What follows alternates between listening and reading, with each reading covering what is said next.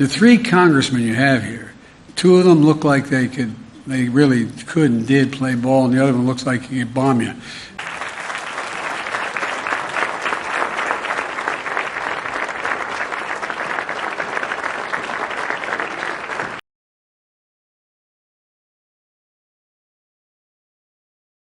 But at the same time, it underscores the need for our renewable agenda, our climate agenda, to move away from fossil fuel dependency much more to a climate and green-oriented energy policy. Some things are mutually exclusive there. And there are things being done.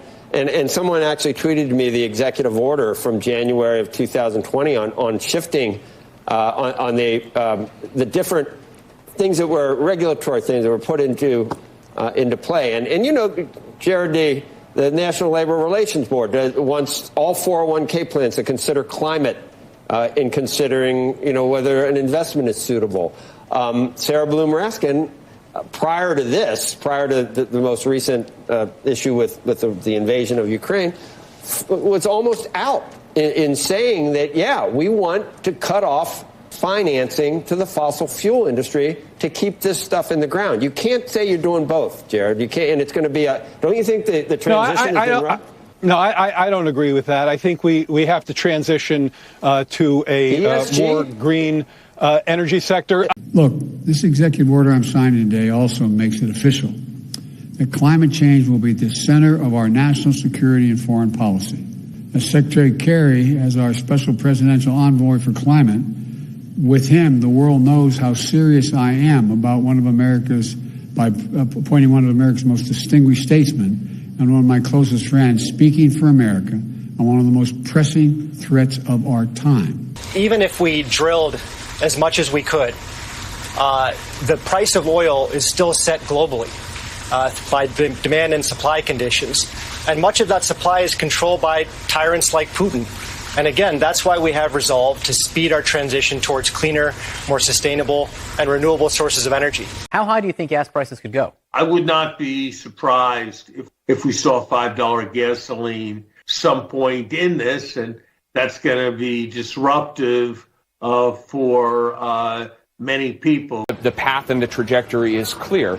There is no amount of domestic production that we can do when we're dealing with a volatile global commodity where the price is set globally. There's no amount of domestic production we can do to reduce or eliminate our vulnerability as a country to that volatility. The only way to do that is to reduce the energy intensity of the economy overall, which means shifting to cleaner sources of energy. It's going to go up. Can't do much right now. Russia's responsible.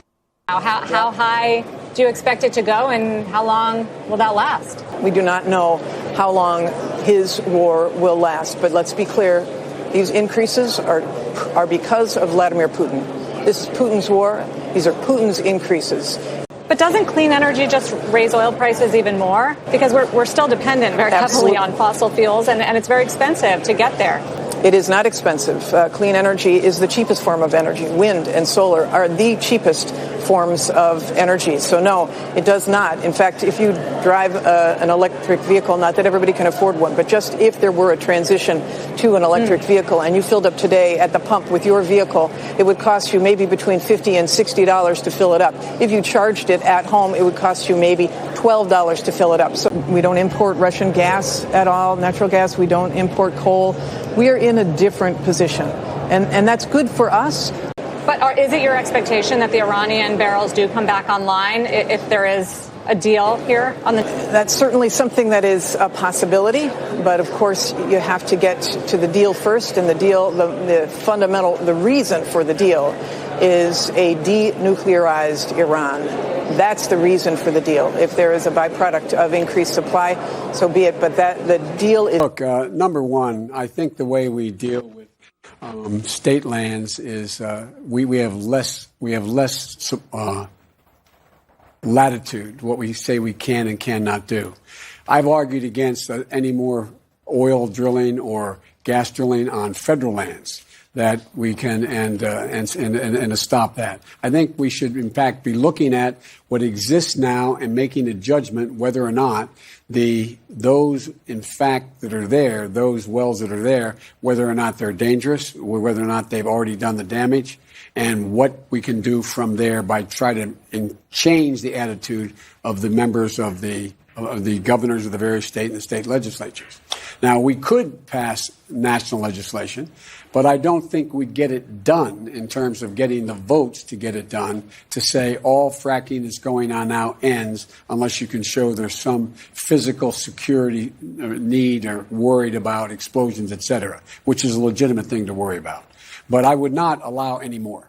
Let me be clear about two other points. First, it's simply not true that my administration or policies are holding back domestic energy production. That's simply not true. Even amid the pandemic, companies in the United States pumped more oil during my first year in office than they did during my predecessor's first year. We're approaching a record levels of oil and gas production in the United States, and we're on track to set a record of oil production next year. He was very clear in making the same misstatements that Jen Psaki did, saying that we have the highest oil production ever right now.